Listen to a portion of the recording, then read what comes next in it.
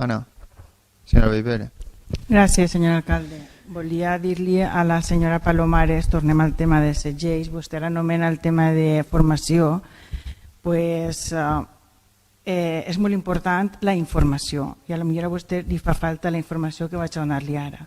I és que se'ls va oferir a tots els comerciants, el dia 8 de maig se'ls va oferir que feren uns cursos, uns webinars que organitzava l'Oficina de Comerç i Territori, gratuïts.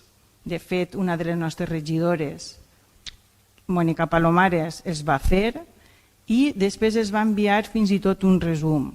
No es costa que ningú d'ells fes aquests webinars, però tenien ahí instruccions, indicacions de com preparar els comerços des del minut zero per a poder obrir-los, acondicionar-los, seguir totes les mesures pertinents que es indica sempre sanitat, etc. etc. Gràcies. Moltes gràcies, senyor alcalde. Bé, acabant de completar aquesta resposta, que sembla que a la portaveu del Partit Popular li molesta que li donem més informació, igual que ella demana al senyor alcalde el seu dret d'expressió, jo també reclame així el meu dret d'expressió per a poder contestar-li quan considere que li he de contestar, si vol, si no, per què fa les preguntes? Si fa les preguntes i després li molesta que li contesten, per què pregunta? És que això és de caixó. Per tant, pel que fa al tema de la seguretat sanitària, que ha dit vostè un imperatiu, maneges, li hem dit diverses vegades que ens estem manejant des del minut zero i ara la regidora li ho acaba de demostrar. S'han fet, fins i tot s'ha proporcionat informació via online per a que els empresaris pogueren tindre clar quines eren aquestes mesures. S'ha fet 2 guies que estan publicades en la pàgina web de l'Ajuntament, una per a comerços, per a que puguen obrir seguint les normes sanitàries segons el BOE, i una altra per a les activitats d'hostaleria i restauració. Aquestes 2 guies, a banda de penjar-se en la pàgina web, s'ha fet difusió entre les associacions de comerciants per a que les tingueren.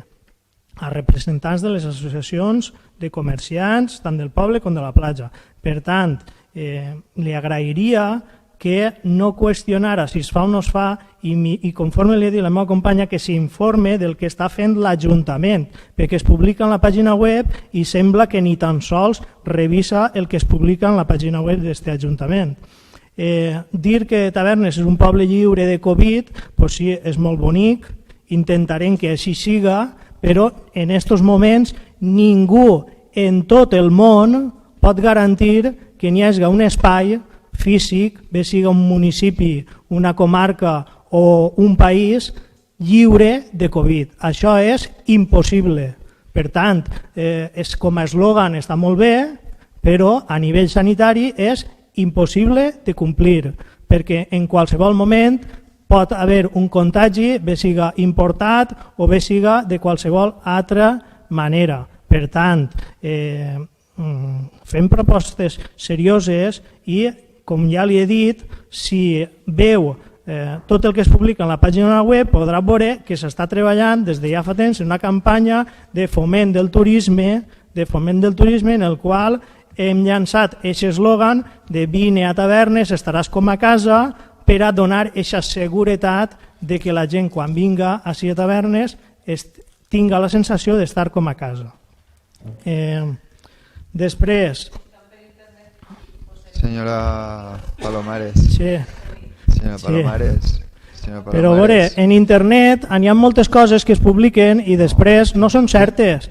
Per tant, dir en internet Mislata és un poble lliure de Covid, doncs estan enganyant a la gent. Bueno, el que diga vostè. Al final es dona, ratifica en cada intervenció que fa en este plenari que no escolta el que li diu el govern. Tot el que pregunta vostè li dona igual, li dona exactament les respostes que li donem, perquè al final vostè va a la seua i no escolta el que li diguem. I jo li dic 1.000.000 de voltes en tots els plenaris, no escolta el que li estem dient. Per tant, per a què pregunta?